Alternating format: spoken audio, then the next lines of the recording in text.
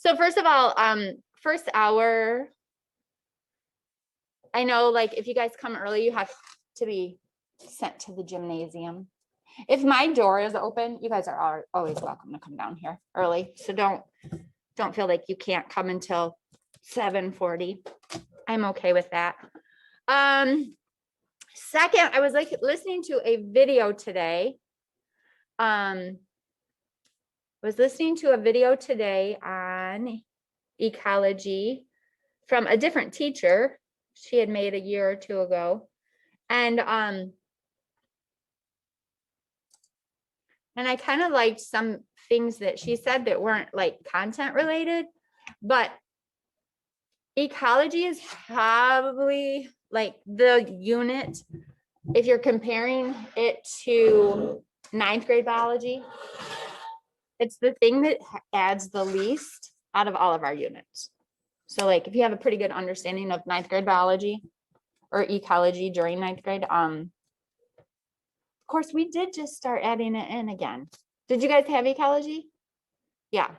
So for a while we weren't doing it because we handed it off to the middle school to do, and then we keep changing curriculum every handful of years.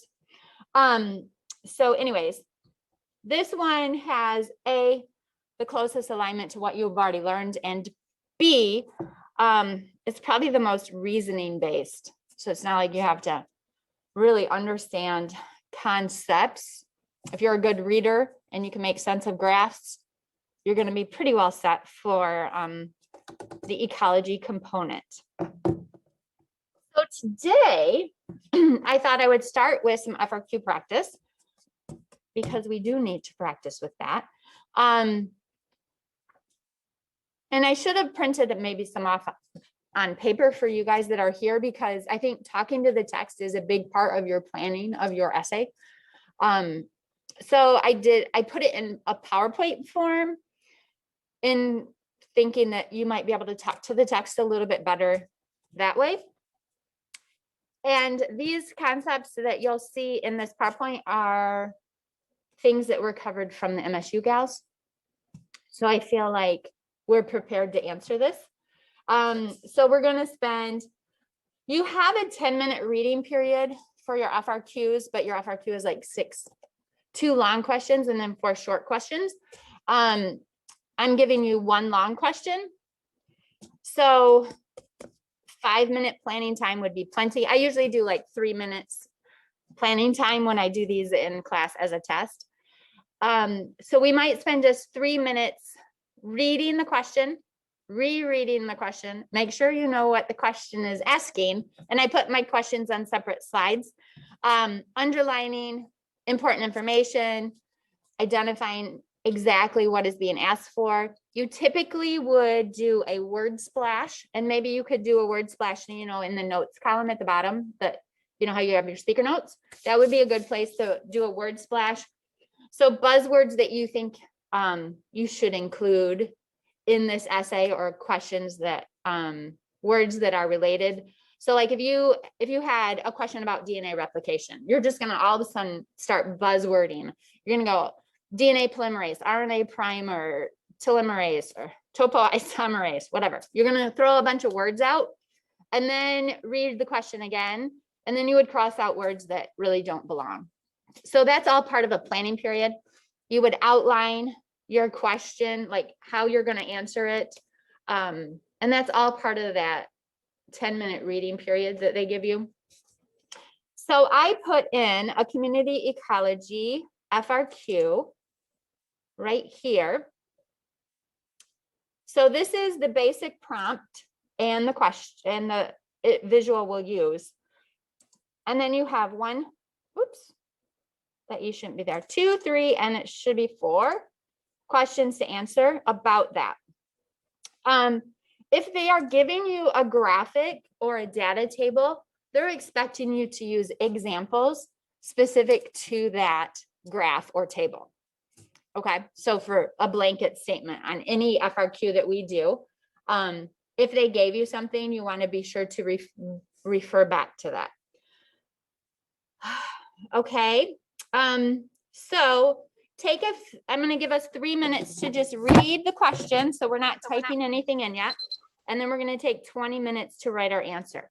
So we have 3 minutes, read it, underline it, highlight it, make a word splash, make a short outline, whatever is helpful for you to answer your questions. Questions should always be in complete sentences. They don't have to restate the question. The reader knows what the question is. You would, like this has 1A, 1B, 1C. I've labeled them for you. You would, when you're writing your answer, you do want to label each component 1A, 1B, 1C in the real, like the real deal. Okay, so 3 minutes, read, splash, words. Okay, we have 20 minutes to write our response. You may begin at any time. First of all, you guys are familiar with trophic levels, yes? Yeah, I wasn't sure if she had actually used that name. So organisms from 4 different trophic levels of this food web as examples. Explain how energy is obtained at each trophic level. So buzzwords that you might have used in this were producers and consumers, first level, secondary, tertiary consumers. Those would be all buzzwords.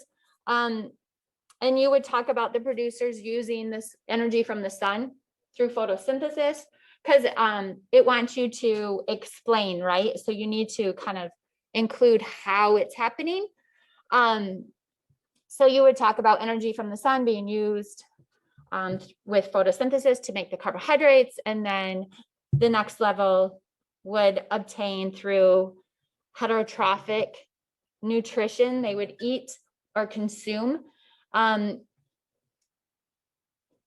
the level below, basically. And then the efficiency, so this is your 10% rule. So you wanted to talk about 10% of the energy being passed on. So describe is kind of like painting a mental picture. So 10% of the energy being passed on, and you would probably want to talk about what happens to the rest of that 90%. So the rest of that 90% is used for that organism's individual life, right? They're using it for the most part for cellular respiration, cell reproduction. Those are 2 places where the majority of energy is used. And the rest is given off as heat. And you might have even talked about, because it says affects the structure of the ecosystem. So you're looking at that energy pyramid, right? There's less and less available as you go higher up the food chain. So I would probably have talked about that as well, making less available for the level above it. The dead terrestrial, oops, I didn't change this. Well, no, that's fine. I had changed the food web to the African one. That washed into the lake. See, this didn't have a lake. Commercially produced toxins. So this one we didn't really talk about. Did anybody hit biomagnification on this? Good, yeah. So, so with this, like the toxin is taken in at the lowest level, right? And because energy of, or pyramid of numbers, each level is eating more and more from the level below, right? So like, a mouse will eat like, I don't know, 1,000 pieces of grass, right? So now if that piece of grass had 1 unit of toxin, the mouse has now 1,000 units of toxins. And then what's going to eat the mouse? A hawk. And a hawk's going to eat like 20 mice. So now the hawk has 20 times 1,000 pieces of that toxin. And as you go up, because that's accumulating, right? The toxin is accumulating as you move up the food chain. And that's called biomagnification. So that's really so we hadn't talked about that with the girls, but that is where that one was headed. And then examples of symbiotic relationships that have evolved between organisms to allow each to obtain nutrients. So you have mutualism, where they're both going to benefit, and you would have given some specific example for that mutualistic relationship, like the bee and the flowers. This was the original food web, but I had written all over this and I couldn't find that one, so I put in a new one. So I had, so the plants that we talked about, or no, I don't know if we've talked about them yet, but plants that have like the bacteria that live along in their roots, the bacteria is breaking down the ammonia that the plant wouldn't be able to use on its own, or nitrates, and making that nitrogen available for the plant to assimilate into nucleic acids and proteins. Rhizobium is the name of the bacteria. And then you also have mycorrhizae, which are fungus that live along with the plants as well. So when they break things down, they're providing phosphates and sugars. So they're getting nutrients from the plants, like they're getting the sugars from the plants, right? And they're giving the phosphates. I kind of didn't say that quite right. So those are a couple of other examples. With FRQs, be familiar with the original directions because they're going to be the same on every single FRQ. So if you read them in advance in some practice FRQs, you can save time on your essay by not reading that direction, because that direction is not going to change. But this is an example how I talked to the text when I went through this myself, making sure I was answering like what specifically is being asked of me. What is the concept about transfer of energy?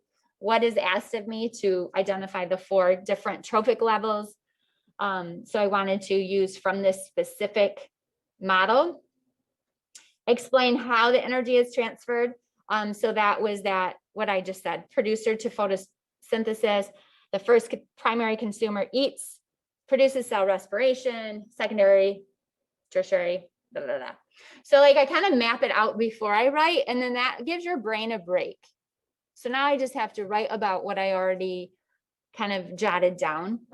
And so that's just I guess a preview skill, if you will.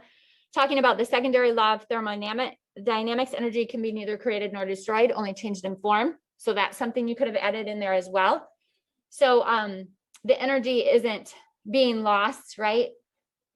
Some of it is lost as heat right here. Most of it goes into cellular respiration and other cell processes like ATP. The active transport requires energy. It requires energy to move things throughout the cells.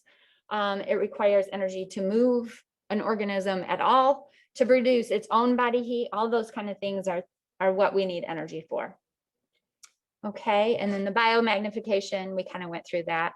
Like the phytoplankton is going to get a certain amount of toxin, and then the zooplankton is going to eat a bunch of the phytoplankton, so it's going to get a bunch of the toxin.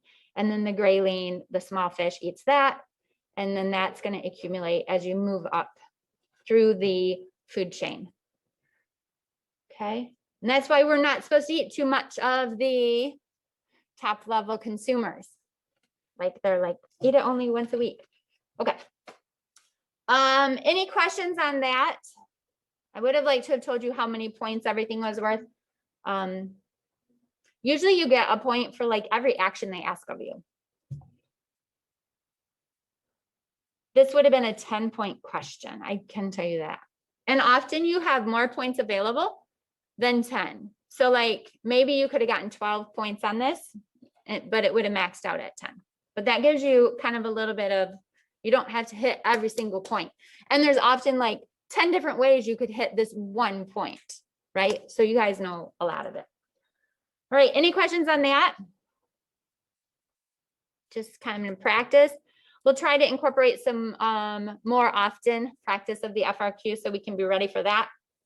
Especially in the handwriting, like in the person, your hand gets tired, right? You're not used to writing for 90 minutes. So we need to just kind of work those muscles so that we're ready for that. Okay, so let's transition into population ecology. See if I have this screen up.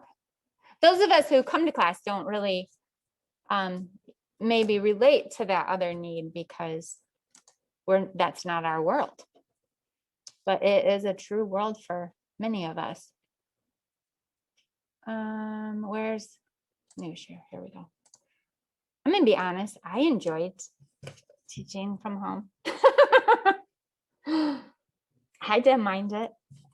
Although it's nice to talk to you guys and actually see you guys when I talk. Like I look at Micah a lot because he acknowledges me. And in class, when I'm virtual, I'm looking at Sophia a lot or Anna a lot because they got their cameras on. I'm talking straight to Grace.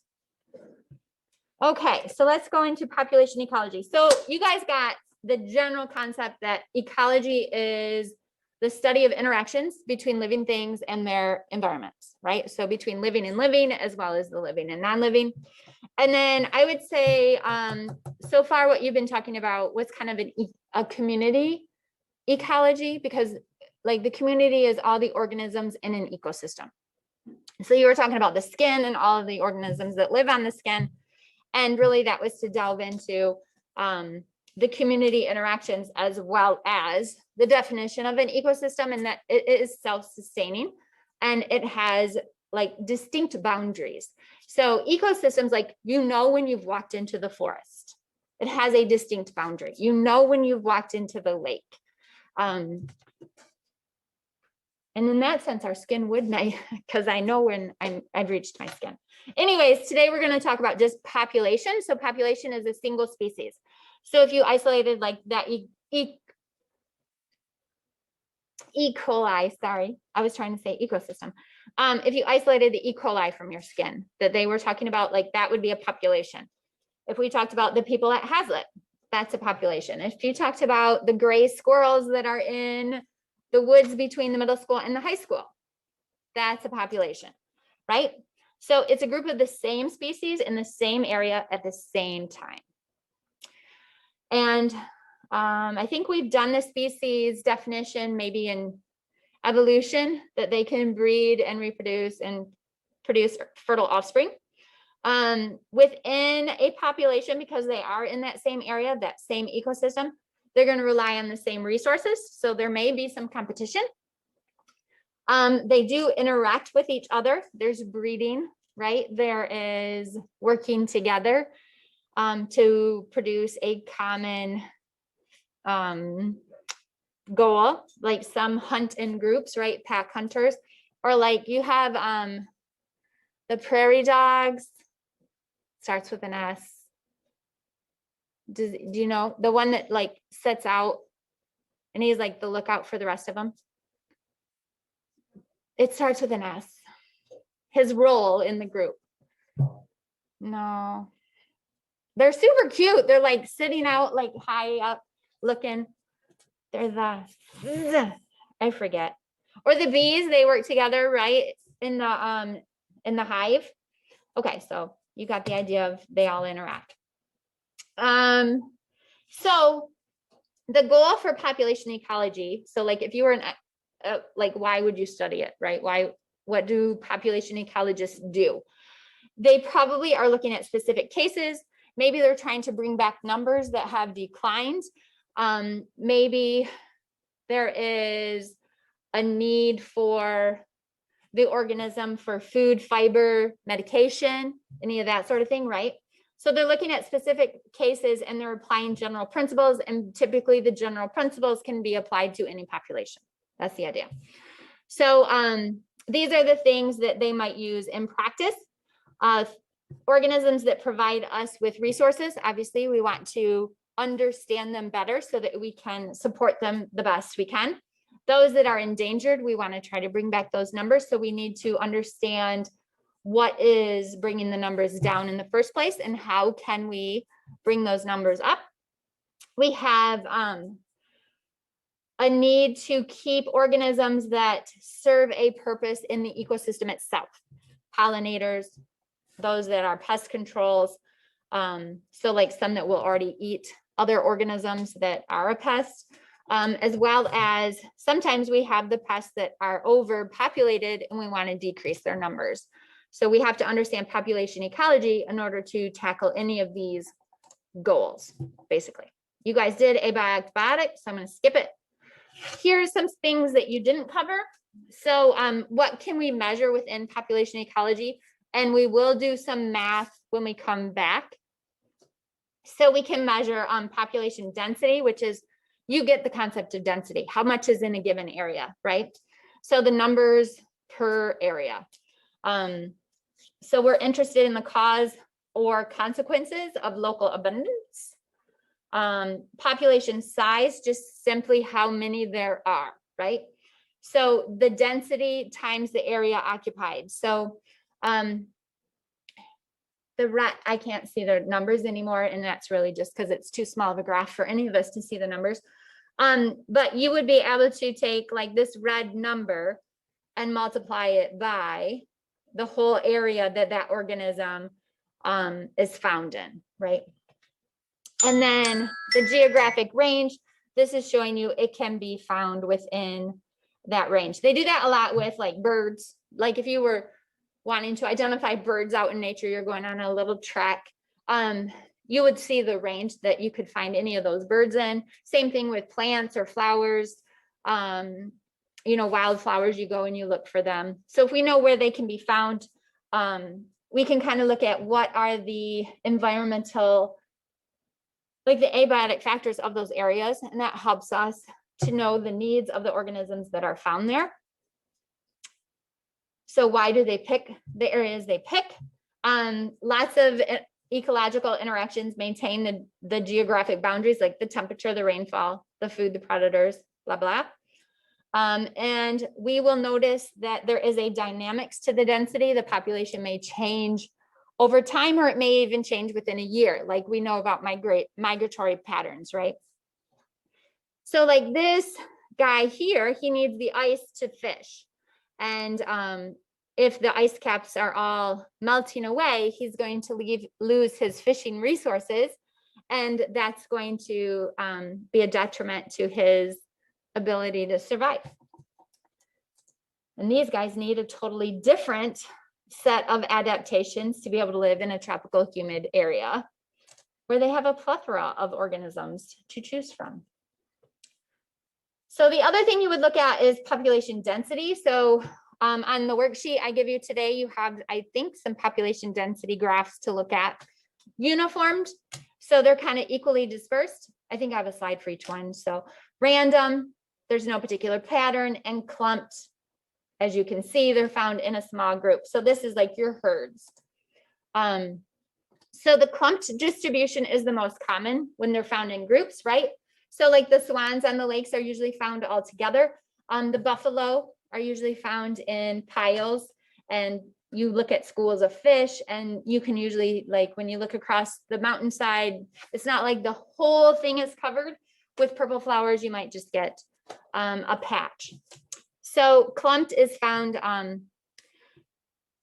it's characterized by patchy resources. So you don't have the same, like the birds are probably following fish, right? And if the fish are found in schools, they're also going to be found in schools or, you know, clumps, because there isn't any fish outside of that area. This is probably where there's the most moisture, or the pH of the soil is the right pH, because leaves fall on the land. Like pine trees make the soil very acidic. And so we don't even find grass underneath the pine trees, right? Because it's too acidic a soil. So the environmental conditions, maybe these trees play a role in the soil, soil type. And that's why we would find those only in patchy areas. So the uniformed is even distribution. They're kind of equally dispersed. So in that first picture, maybe the penguins looked like they were in a clump, but overall they're going to spread out. This gives them like maximum personal space. So it's kind of due to territoriality, right? So they're going to like get, hey, my squirrels are doing this right now in my backyard, actually. They're like chasing each other away from the food source because they want their space. So this is often due to competition between individual organisms. So it maximizes the individual space. And then the random is unpredictable. You wouldn't be able to say, I'm going to find a maple tree there or there, because there's not like the resource connection, I guess. You know, it's more random. Probably the bird ate the seeds, and that was a question you guys answered recently, I think. And it's just like where it dropped its droplings, that's where then the tree would have grown. And then these guys are just random because they have all of like this whole grassland, any of it is good for them. So they don't have to be in any specific space. So evenly distributed kind of, so they are like here and there, wherever I feel. So occurs in habitats where environmental conditions and resources are consistent. So what practical reasons do humans wish to influence the abundance of some species? Why would we want to increase species numbers? Maybe we're eating them. What else? Maybe they're a food resource for an organism that is declining in numbers. What aspects of abundance do population density and population size measure? So what is population density measuring and what is population size measuring? How about virtual world? Population density, what does it measure?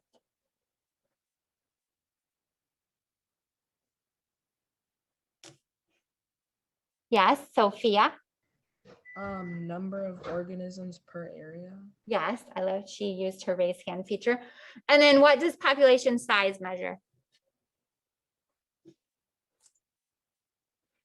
What's the population of Hazlet High School? Anybody know? 990. Yeah, it's 900 something. I know that. So maybe it's 990. That sounds right. So that would be our population size, right? It's just the number of individuals. Okay.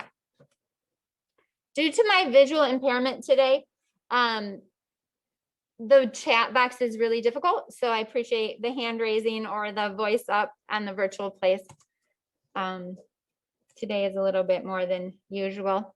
Here are some of the things we're going to be calculating. What time did we go to? 9:15. Okay. Some of the things we'll be calculating when we come back. I'm going to be honest. I didn't feel like getting into math because you guys know I'm not really that good at explaining it. I'm okay at doing it, not so good at explaining it. So I'm going to wait till we come back from break. But so things that affect population size, you guys can probably figure out, like if there's births, the population numbers are going to go up. If organisms come into our area, immigration numbers are going to go up. What could cause declines, deaths, immigration, COVID? We would need to be able to calculate population growth. So the R is our population growth. And then, so you might think of that as rate. I don't know.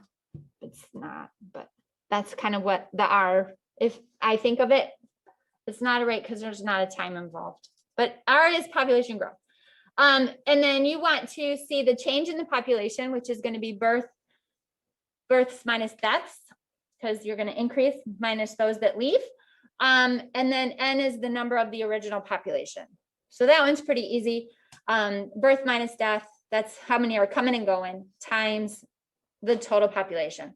And then the growth rate, this is where we have RN. So the rate of change is, you know, delta is always going to be a change. So the change in numbers, so there was 750 and now there's 700. So there was a change of 50 over the amount of time. So if this was 1 year or 1 month or 5 years, that would give you the rate of change, which you could calculate off of a graph, right? Rise over run. And we did a rise over run question in one of our math test questions not too long ago. Okay, so those are some things we'll practice with. I got a whole sheet of them. So, woohoo. So things that can regulate your population size is you have limiting factors like density dependent. So this is going to depend on how clumped the group is, right? You are more likely to get COVID if you are clumped together. That's going to be a density dependent factor. So illness, parasites, food, mates, nesting sites, anything that's relying on competition. The more there are in a given area, the less homes there are available, the less mates there are available, the less cobs of corn there are available. Predators, parasites, and pathogens are going to be more easily transferred if organisms are clumped together. So these are density dependent. They will change depending on the density of the organisms. Density independent is going to affect everybody the same. So whether we were clumped together outside and we got rained on, or we were spread out and we got rained on, we're all going to get drenched, right? So that was independent of how closely positioned we were with each other. So abiotic factors pretty much are going to be density independent, the amount of sun, the wind, all the weather patterns. Those are going to affect everybody the same. Okay.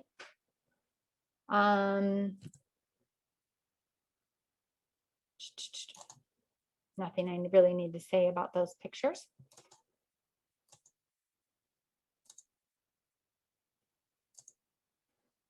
So then you have the growth rates that can be graphed.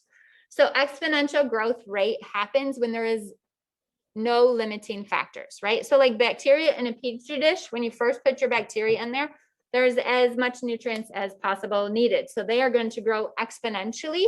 They're going to reproduce every 20 minutes and double their numbers, just like our PCR was doubling our numbers of DNA. So without limiting factors, organisms can have this J-shaped curve, which is characteristic of exponential growth. Also happens when you introduce an organism to a new environment, or when a group is rebounding from a catastrophe. So invasive species, right? They're coming and all this new nutrients is available to them. They are going to grow exponentially. It's also because they don't have predators in their area. Okay, so we started protecting the African elephant from hunting, and their numbers really started to rebound.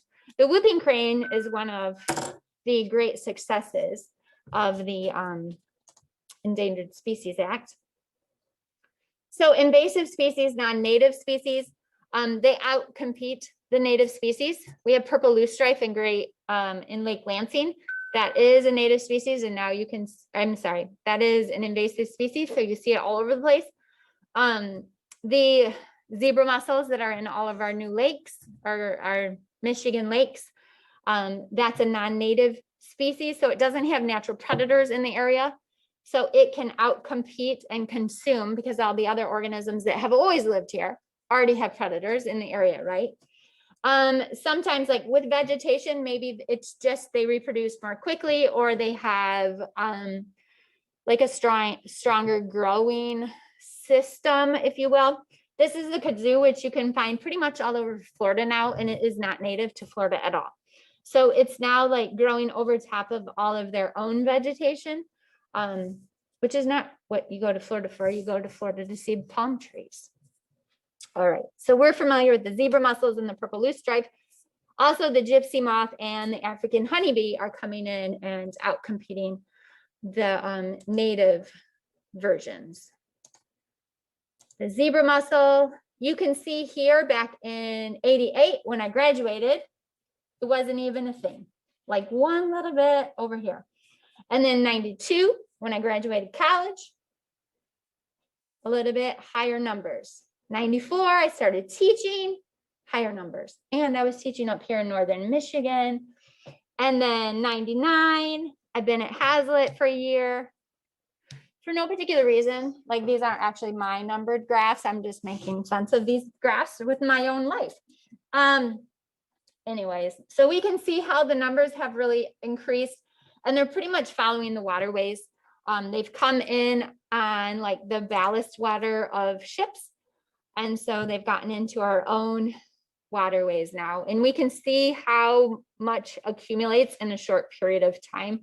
So not only are they causing damage to our own ecosystems, but they're also causing economic damage. They accumulate on, I mean, this is just garbage that is in the water that has no purpose of being in the water, but your own ships or boats, not ships, but you know, your pontoons and your speedboats, it's all getting in there. So it's reducing the diversity because it's taking away many of the organisms within the population, or I'm sorry, within the community. And species diversity is going to be a big thing. If you're reading any FRQ, diversity is a good thing. So anything that decreases diversity would be a negative effect.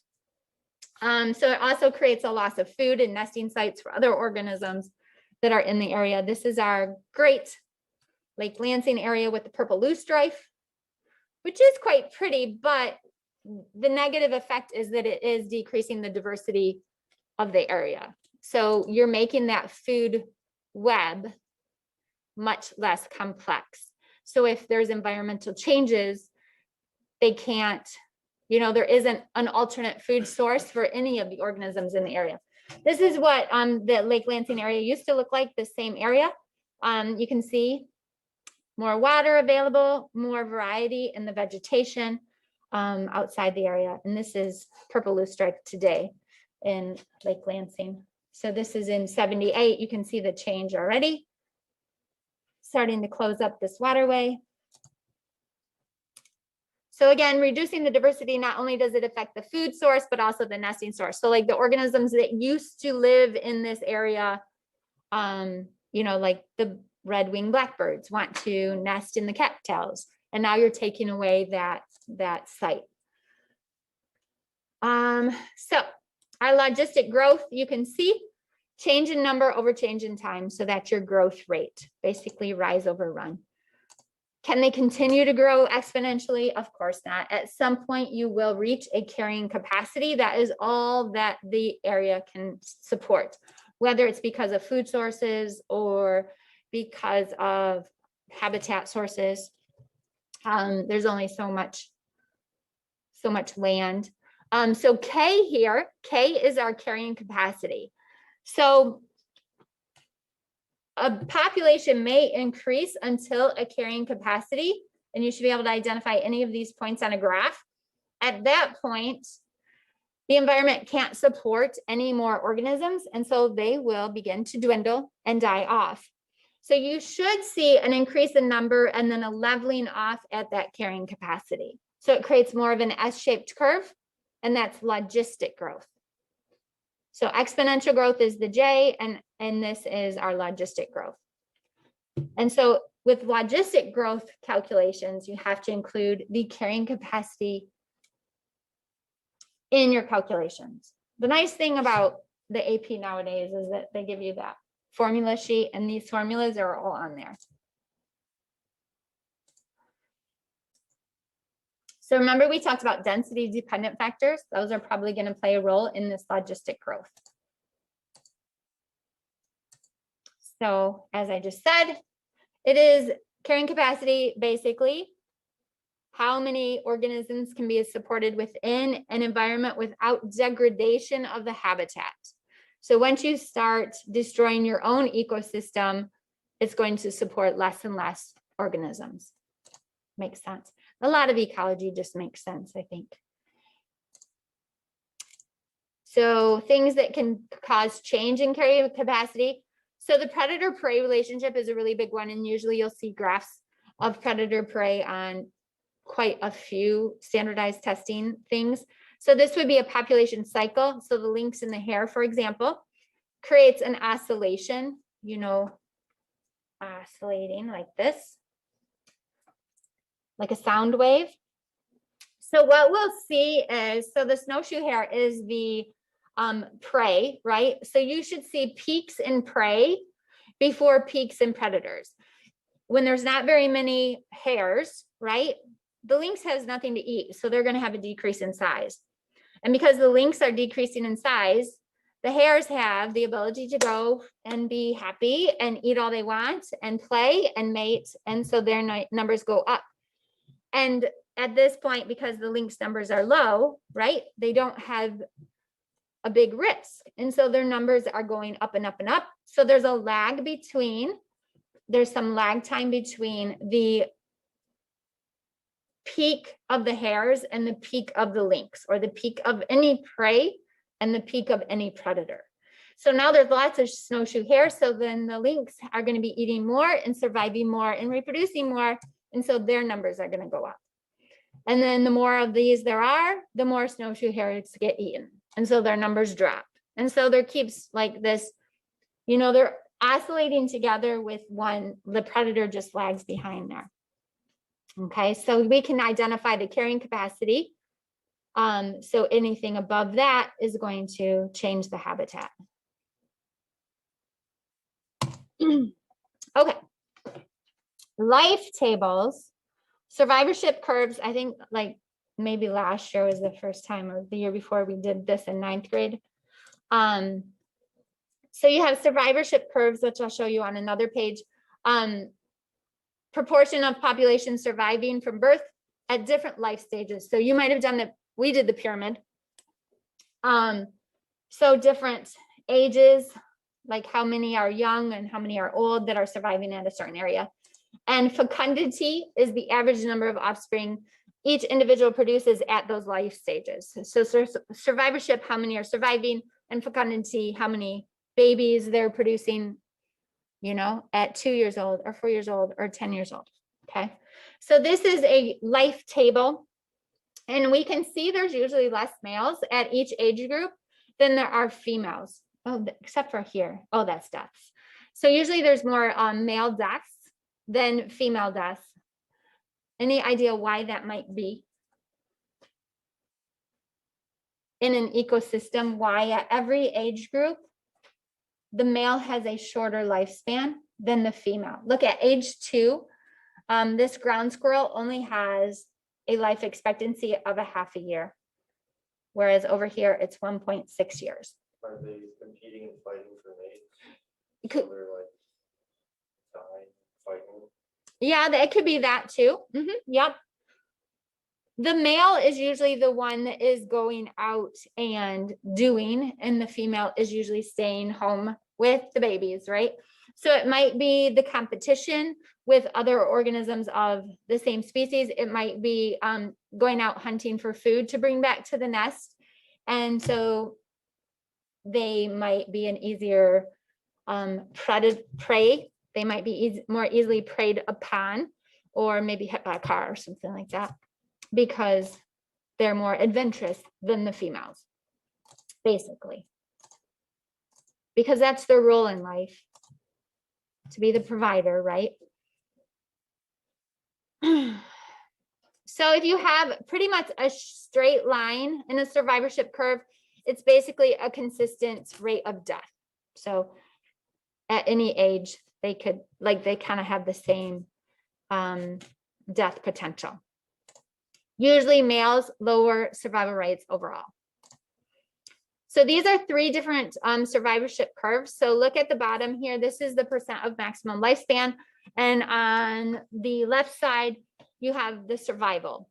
So oysters, for example, are a type 3 organism. So they're having lots and lots and lots and lots of babies, but very few survive, right? So maybe this is like our sea turtles also. Like lots and lots and lots of eggs, very few survive. So they have a short lifespan, many die off, very few survive to reach reproductive age, which is probably why they're having so many babies. I mean, not like that's a choice, but that's probably why nature has evolved that way. The hydra has that straight line, meaning constant rate of death. We have less babies survive to a greater age, so our reproductive age, and then we start to die off. So kind of the opposite of the type 3. So you should be able to talk about any one of these 3 graphs, kind of having to do with reproductive age in these 2. This is dying off before, this is dying off after, and then the straight line is just constant rate. So there isn't a benefit or over one age or over the other, basically. So these are the age structure diagrams. You want to recognize that one side of the graph is male and one side of the graph is female. So like if they said what percent of the population is 20 to 24 years old, you're going to need to add both the male and the female side. So pay attention to questions, what percent of the male population? So then you want to just look at the one side. So what we see here, this is a growing community. So there's lots of babies being born. And so they have a chance to increase in numbers, right? So that's going to be growing. This is a slow growth So less are being born. And then this one is zero growth. It's more consistent from top to bottom, basically. Okay. This is showing you how old they're living. So less of the population is old, more of the population is young, which means the young population is going to grow to be old, right? Here you have kind of, you don't have as many more at the young age than at the old age, but this is still more than the old age. So that means it's still a growing population. This population is about the same as the old folks, so it's not really changing one way or the other. That's basically what it's telling you.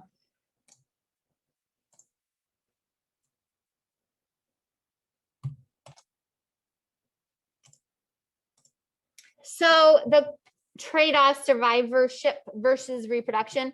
So there's a cost of reproduction. Increased reproduction rate may decrease survival, because if you have more organisms or more babies, right, you have to have more support. So you have to have more food, you have to have bigger habitats, things like that.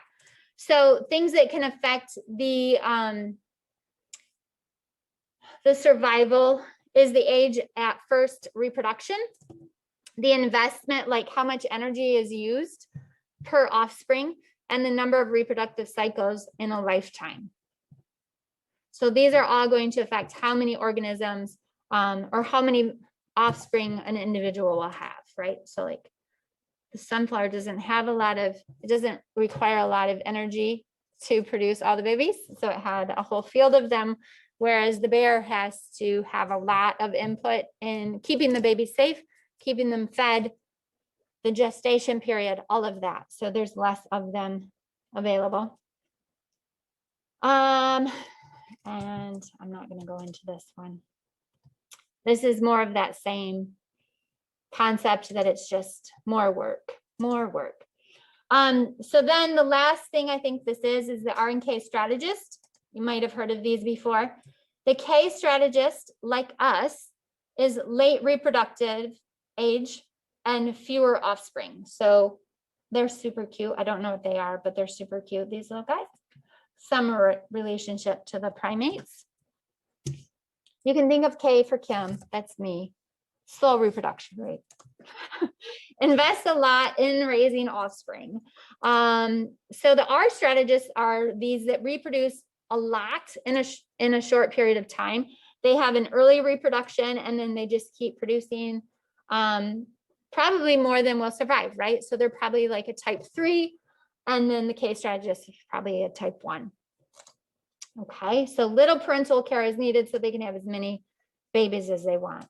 Many of your plants are strategists. Many of the larger organisms are K strategists. Sometimes I get too many animations. And I feel like we kind of already talked about this. Again, a lot of that has to do with the energy and the amount of space needed. So I'm going to go ahead and skip past those. Human population growth rates, you can see we're increasing. It'd be interesting to compare this now, because our numbers are changing quite a bit in the last year, right? So do you think maybe we've reached our own carrying capacity, right? And so the environment has a way of bringing the numbers back into stability. So maybe we were kind of growing exponentially. We had the Black Plague that decreased us in numbers. Industrial Revolution, that's where we start seeing a large increase in our population, because now we have all kinds of things available to us. Medicine is increasing our life expectancy, technology, all that jazz. I got to update this. We reached 6 billion in 2005. What are we at now? 7 point, do you know? 7.4. Oh, 7.5. 7.5. Yeah.